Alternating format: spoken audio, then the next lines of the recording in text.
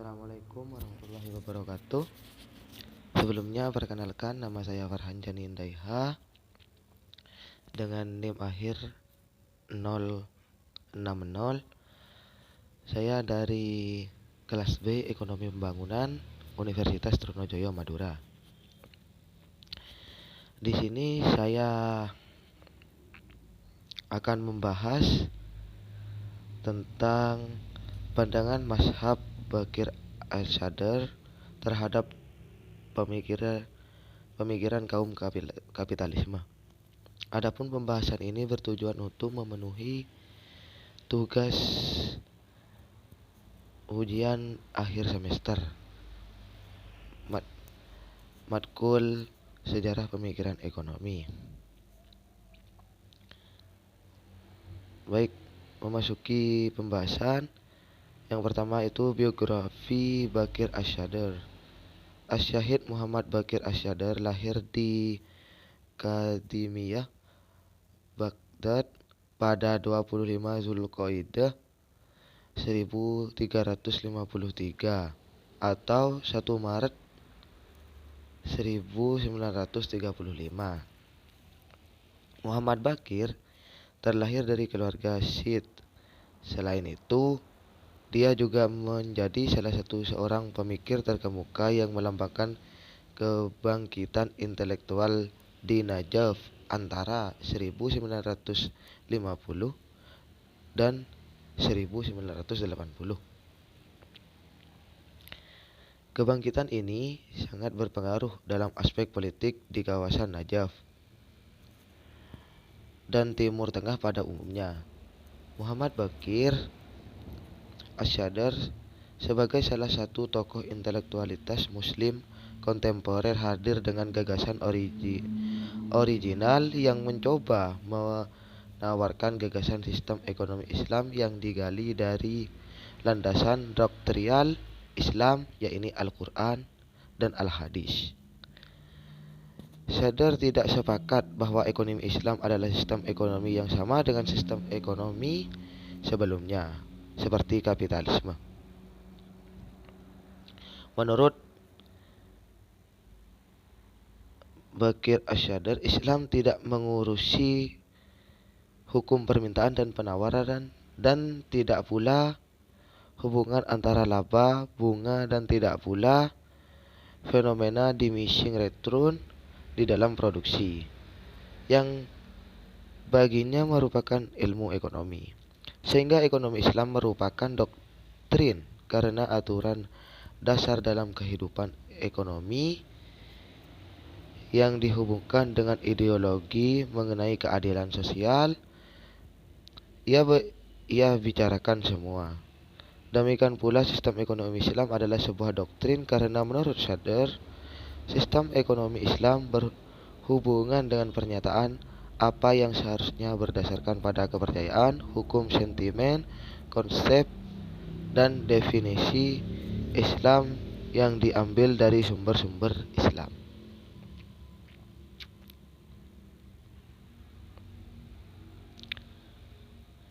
Baik, selanjutnya ada pokok pemikiran Bakir Asy'ari.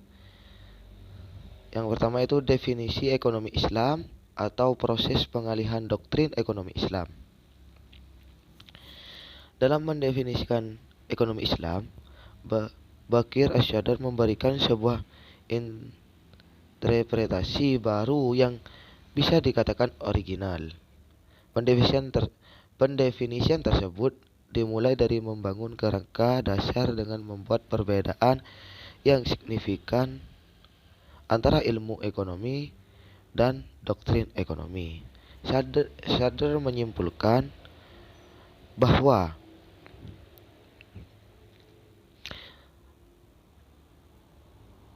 ekonomi Islam merupakan sebuah doktrin dan bukan merupakan suatu ilmu pengetahuan. Karena ini adalah cara yang mengejar kehidupan ekonomi, bukan merupakan suatu penafsiran yang dengannya Islam menjelaskan peristiwa-peristiwa yang terjadi dalam kehidupan ekonomi dan hukum-hukum yang berlaku di dalam mengejar kehidupan ekonomi. bukan merupakan suatu penafsiran yang dengannya Islam menjelaskan peristiwa-peristiwa yang terjadi dalam kehidupan ekonomi dan hukum-hukum yang berlaku di dalamnya. Yang kedua, karakteristik ekonomi Islam. Yang pertama, konsep kepemilikan multijenis. Dalam pandangan Shadar, ekonomi Islam memiliki konsep kepemilikan yang dikatakan sebagai kepemilikan multijenis. Yang kedua, pengambilan keputusan, alokasi sumber daya, dan kesejahteraan publik. Dalam hal ini, fungsi pokok pemerintah dalam bidang ekonomi antara lain mengatur sistem distribusi kekayaan berdasarkan pada kemauan dan kapasitas kerja masing-masing individu dalam masyarakat, mengintegrasikan aturan hukum Islam dalam setiap menggunakan dan mengelola sumber daya alam, dan yang terakhir membangun sistem kesejahteraan masyarakat melalui terjaminnya keseimbangan sosial dan masyarakat. Yang ketiga, larangan riba dan pengimplementasian zakat. Shadar juga berpendapat bahwa riba adalah sesuatu yang harus dijauhkan dari interaksi ekonomi masyarakat. Sedangkan zakat merupakan instrumen strategis yang dapat membangun merealisasikan kesejahteraan masyarakat. Yang ketiga, pandangan Islam tentang masalah ekonomi menurut Shadar. Masalah-masalah ekonomi lahir bukan disebabkan oleh kelangkaan sumber-sumber material ataupun keterbatasan kekayaan alam. Ia berpendapat bahwa permasalahan ekonomi muncul karena disebabkan dua faktor yang mendasar. Pertama, karena perilaku manusia yang melakukan kezaliman. Kedua, karena mengingkari nikmat Allah Subhanahu wa taala.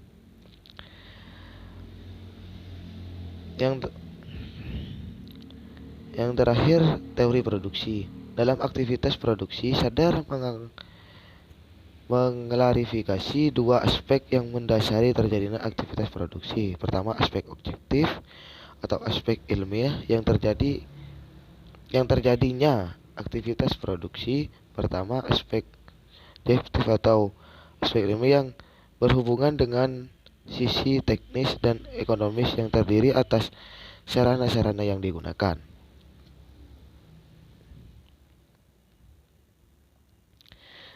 Baik, memasuki pembahasan yang kedua, yaitu pandangan mazhab Baqir Asy'adar terhadap pemikiran ekonomi kapitalis. Nah, pembahasan ini adalah pembahasan inti. Baik, menurut Asy'adar bahwa ekonomi Islam adalah sebuah mazhab ekonomi, bukan sebagai ilmu ekonomi.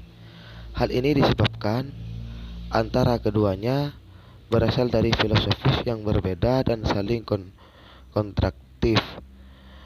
Yang satu anti-Islam, sedangkan yang lain Islam, sehingga tidak akan pernah bisa dicari titik temu antara Islam dengan ilmu ekonomi. Menurut Asy'adar, perbedaan yang mendasar antara sistem ekonomi Islam dengan kapitalis terletak pada konsep kepemilikan. Adanya perbedaan ini disebabkan perbedaan mendiagnosa penyebab dari ketidakadilan distribusi pendapatan.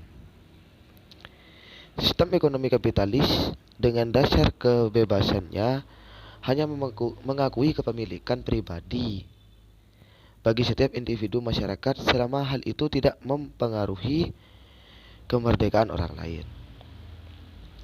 Dengan diberikannya kebebasan menurut kapitalis, maka dengan sendirinya akan membuka peluang terjadinya kesejahteraan bagi individu. Islam mengakui perbedaannya itu Islam mengakui prinsip multilapisan yang terdiri dari kepemilikan pribadi, publik, serta pemerintah. Menurut Asy'adar, ketiganya harus ditempatkan secara profesional. Penghapusan milik pribadi menurut Asy'adar akan menimbulkan persoalan baru karena bertentangan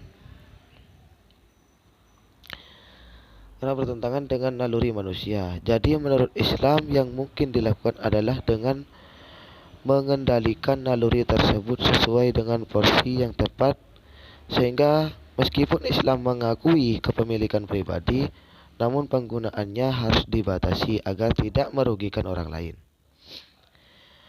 Asy-Syadr memulai dengan melihat masalah ekonomi menurut mazhab kapitalisme serta Islam. Dalam menentukan masalah ekonomi, Asy-Syadr berbeda dengan pendapat dua mazhab sebelumnya. Kapitalisme memandang bahwa masalah ekonomi muncul disebabkan oleh terbatasnya sumber daya ekonomi dibandingkan oleh keinginan manusia yang sifatnya tidak terbatas. Dalam hal ini, mazhab Asy-Syadr menolak pernyataan tersebut sebab dalam Islam tidak mengenal adanya sumber daya yang terbatas. Hal ini sebagaimana telah ditegaskan dalam Al-Quran bahwa Allah SWT telah menciptakan untuk semua makhluk di dunia ini termasuk manusia, telah diberikan kecukupan sumber daya ekonomi. Quran Surat Al-Furqan ayat 25. Jadi adanya konsep kelangkaan menurut Asy-Syadr tidak bisa diterima.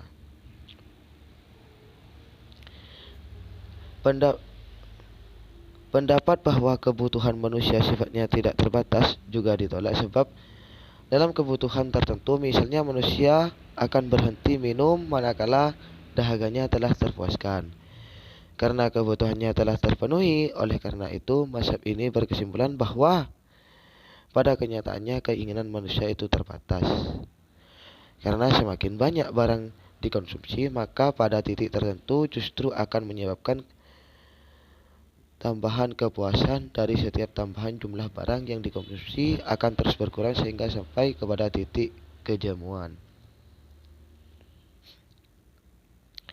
Mazhab Asy-Syadr berpendapat bahwa masalah ekonomi muncul karena adanya distribusi yang tidak adil dan tidak merata sebagai akibat dari sistem ekonomi yang memperbolehkan eksploitasi pihak yang kuat terhadap pihak yang lemah.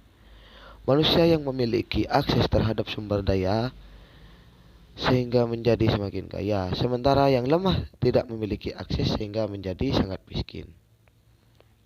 Karena itu, masalah ekonomi muncul bukan karena sumber daya yang tak terbatas, tetapi karena keserakahan manusia yang tidak terbatas. Maka, sebagai solusinya, menurut Asy-Syadr, pertama dengan menggantikan istilah ekonomi dengan istilah iktisad yang artinya selaras, setara, dan seimbang. Dan keduanya menyusun serta mengkonstruksi ilmu ekonomi tersendiri yang bersumber kepada Al-Quran dan hadis. Itulah pembahasan yang bisa saya sampaikan, kurang lebihnya mohon maaf. Wassalamualaikum warahmatullahi wabarakatuh.